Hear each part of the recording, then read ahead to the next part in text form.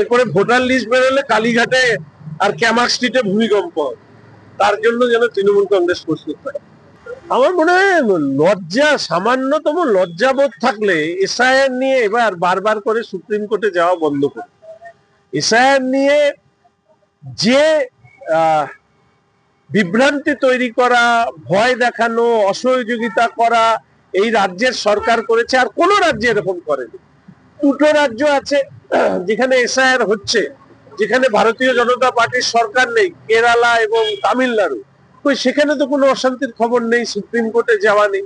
শুধু এই রাজ্যে মাননীয় মুখ্যমন্ত্রীর শাসক দল ভয়ের আতঙ্ক এতখানি এদের গলা চিপে ধরেছে, যেটা বারবার নির্বাচন এসআইআর কে নিয়ে সুপ্রিম কোর্টে যান আর ঠাস ঠাস করে থাপ্পড় খেয়ে ফিরে আসে।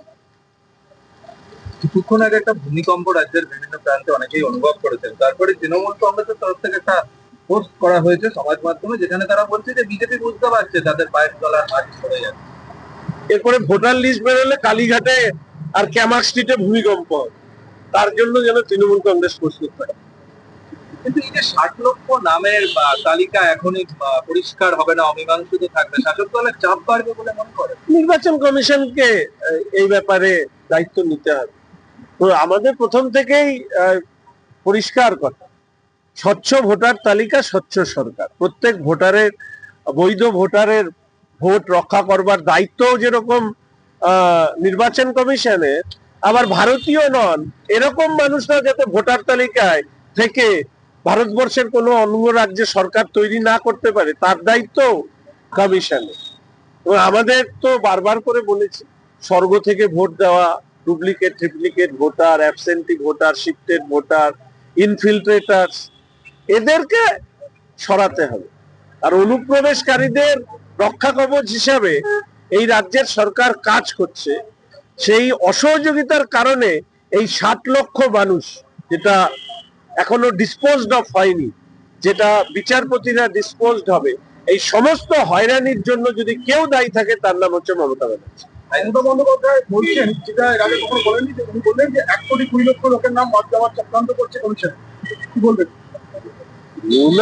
উনি নানা ধরনের কথা বলেন। ফাইনাল ভোটার লিস্ট বেরোলে বোঝা যাবে যে মানুষ দেশের বিচার ব্যবস্থার প্রতি তার আস্থা নেই, নির্বাচন কমিশনের প্রতি আস্থা নেই, সেই মানুষের অভিযোগকে কতবার আমরা গুরুত্ব দেব আর প্রতিক্রিয়া দেব। দুর্ভাগ্যের বিষয় হচ্ছে, এই রাজ্যে চক্রান্ত শিকার যদি কেউ হয়ে থাকে, এবং চক্রান্তকারীর নাম হচ্ছে মমতা ব্যানার্জি, আর চক্রান্তের শিকার হয়েছেন পশ্চিমবঙ্গ মানুষ। ফলে তার প্রতিফলন এই এসআইআর এর ক্ষেত্রেও প্রকাশিত হয়েছে। কালকে জেলা প্রশাসন চাইলে বা পরবর্তীতেও যে আইন শৃঙ্খলা পরিস্থিতি, ভোটার তালিকা প্রকাশের পর কোথাও অবনতি হলে সেন্ট্রাল ফোর্স ব্যবহার করতে পারবে। সেন্ট্রাল ফোর্স ব্যবহারের প্রয়োজন পড়বে কালকের পর থেকে? সময় বলবে। তবে এই রাজ্যের একাংশের পুলিশ আধিকারিকরা রাজ্যের মানুষের কে রক্ষা করার থেকেও বেশি তোলামুলিদেরকে রক্ষা করতে তারা বেশি সচেষ্ট থাকেন। ফলে প্ল্যান্টেড ভায়োলেন্স হয়, প্ল্যান্টেড ভায়োলেন্স। ঝাড়খণ্ডে যতদূর সম্ভব আলাউদ্দিন নামে একজনের মৃত্যু হলো, যে আত্মহত্যা করলো তাকে বাঙালিকে হত্যা করা হয়েছে বলে এখানে কোথায় বেলডাঙ্গায় না কোথায় কয়েকদিন ধরে তাণ্ডব চালালো। আবার রাজ্যের মুখ্যমন্ত্রী বলছে বিশেষ দিন, তাই প্রতিক্রিয়াতে এরকম হয়েছে। লজ্জা হয় যে এই ধরনের মুখ্যমন্ত্রী আমাদের রাজ্যে রয়েছেন।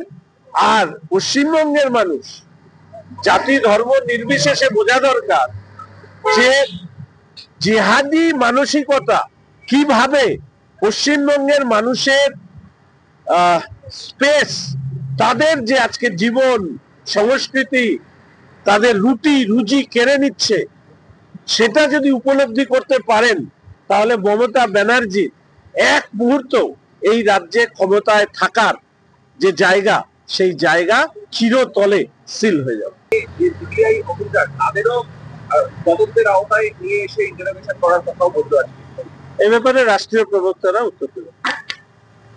দীর্ঘদিন জেল খেটেছিলেন, এই ব্যাপারে যা বলা রাষ্ট্রীয় প্রবক্তারা উত্তর দেবেন। দিল্লির বিষয় আমি পশ্চিমবঙ্গে এক্ষুনি বেরোলাম, আপনার মুখ থেকে শুনলাম, এর আগেও বলেছি রাষ্ট্রীয় প্রবক্তারা উত্তর দেবেন। সম্ভবত আপনি উত্তরবঙ্গের মানুষ, উত্তরবঙ্গের একজন অন্যতম গুরুত্বপূর্ণ মানুষ স্বপ্না বর্মন, তিনি আজকে তৃণমূলে যোগ দিলেন, কি বলবেন? দেখুন, স্বপ্না বর্মন আমাদের উত্তরবঙ্গের গর্ব। আমার ব্যক্তিগতভাবেও আমার পরিচয় রয়েছে। উনি তৃণমূলে যোগ দিলেন এটা বড় খবর, নাকি স্বপ্না বর্মনদের মতন অ্যাথলেট স্পোর্টস স্টারদেরকে পশ্চিমবঙ্গ ছেড়ে অন্য রাজ্যে কেন যেতে হয়েছিল এটা বড় খবর? যদি এই খবরের তুল্যমূল্য বিচার করেন তাহলে আমি মনে করি যে স্বপ্না বর্মনরা পরিকাঠামোর অভাবে এই রাজ্য ছেড়ে বা তাদের সম্মান না পেয়ে, প্রাপ্য সম্মান না পেয়ে তাদেরকে ভিন রাজ্যে যেতে হয়েছিল। এবার কি কারণে উনি তৃণমূলে আসছেন সেই বিশদ ব্যাখ্যা নিশ্চিতভাবে উনি দেবেন। আমি শুধু এইটুকু বলবো যে খেলার মাঠে উনি জিতলেও নির্বাচনের মাঠে উনি এবার উত্তরবঙ্গে জিততে পারবেন। তার বাড়ি ভাঙচুরের অভিযোগ উঠেছিল। নানা অভিযোগ আছে। দেখুন, আমি ব্যক্তিগতভাবে যেহেতু আমার পরিচয় রয়েছে, আমি এই সব বিষয় নিয়ে মানে কোনো একটা ঘটনা ঘটেছে আর আমি পুরনো বিষয় নিয়ে আবার তার বিরুদ্ধে নানা কথা বলবো, আমি এই জায়গায় যেতে চাই না।